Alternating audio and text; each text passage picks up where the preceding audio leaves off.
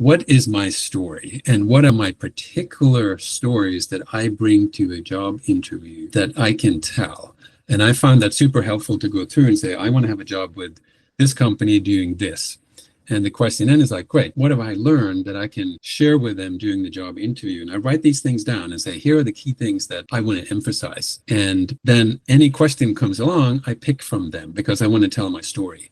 The other thing I found super helpful is that understanding the company values. Some companies are using them to select employees. Amazon in particular, they're really good at that, where they have their posted values and all questions lead back to their values. The key thing there is when they ask you a question, hey, what have you done? You need to come back to that company value at the end. And you do that ahead of time by printing the company values, you're looking at your stories and you map them to say, okay, what can I come back to with a company value? So for example, bias for action. If you can tell a story, say, hey, this tells you, not directly, you can't say, I have bias for action. What you have to say is, I was in a scenario where there was urgency. The company was, hitting a huge milestone. I did this, right? So that's how you kind of link it together at some level.